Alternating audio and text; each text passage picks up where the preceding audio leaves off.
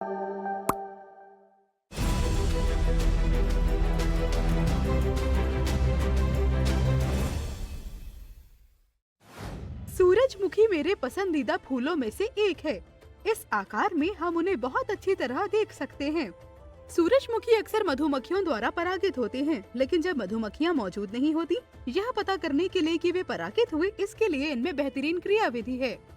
नर पुंकेसर मादा के चिपचिपे वर्तिकाग्र में पराग जमा करने के लिए अपने आप मुड़ जाते हैं। यह स्वपरागण के रूप में जाना जाता है। एक्सोरा जैसे पादपों में परागकोश और वर्तिकाग्र एक ही समय में परिपक्व होते हैं। परागकोश और वर्तिकाग्र की एक साथ परिपक्वता स्वपरागण में मदद करती है और इस प्रक्रिया को समयुग्मन कहा जाता है।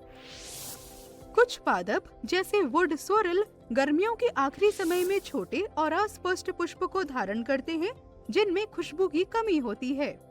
ये उभयलिंगी पुष्प कभी नहीं खुलते।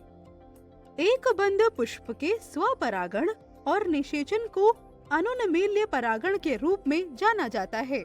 ऐसे पादपों में परागकण वर्तिकाग्र पर वितरित हो जाते हैं ताकि उस पुष्प की स्वपरागण की प्रक्रिया संभव हो सके। स्वपरागण। पपीता एक लिंगीय एक लिंगाश्रयी पादप होता है।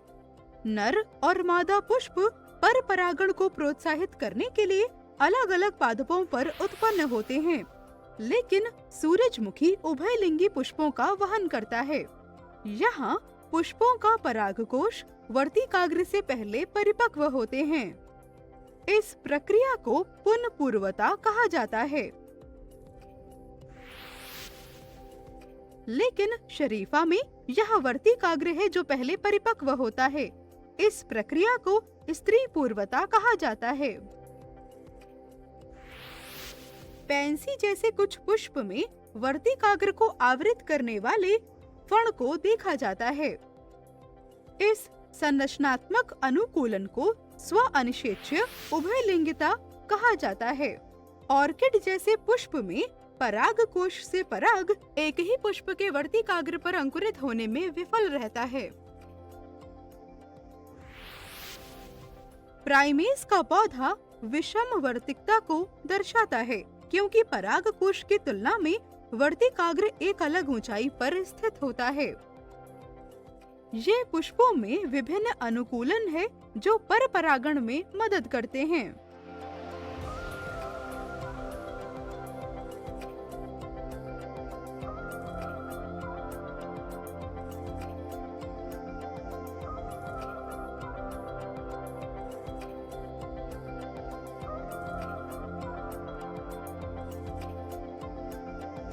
आइए सारांश देखें। स्वपरागण।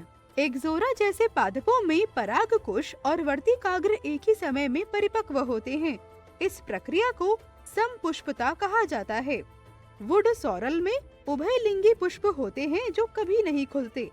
एक बंद पुष्प में स्वपरागण और निषेचन अनुन्मील्य परागण के रूप में जाना जाता है। परपरागण। पपीता पर परागण को प्रोत्साहित करने के लिए एक लिंगीय एक लिंगाश्रयी पादप होता है। सूरजमुखी उभयलिंगी पुष्प धारण करता है। यहाँ पुष्पों का परागकोश वर्तिकाग्र के फल स्वरूप पहले परिपक्व होते हैं। इस प्रक्रिया को पुनपूर्वता कहा जाता है। पैंसी में वर्तिकाग्र को आवृत करने वाले फण को देखा जाता है। यह एक संरचनात्मक अनुकूलन है जिसे स्वअनिषेच्य उभयलिंगिता कहा जाता है।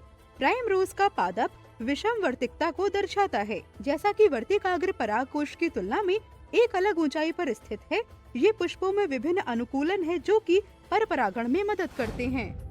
एक परागणकारी को पुष्प में क्या आकर्षित करता है? कभी कभी यह मीठी खुशबू और पौष्टिक रस का वादा करता है, कभी कभी यह चालबाजी करता है। मधुमक्खी ऑर्किड के रूप में जाना जाने वाला पुष्प मादा मधुमक्खी के रूप की नकल करता है। पुष्प नर मधुमक्खियों को आकर्षित करते हैं क्योंकि वे साथी चाहते हैं। पुष्प के साथ संगम करके नर से परागित करते हैं। दिलचस्प है ना? अधिक जानने के लिए खोज करते रहें।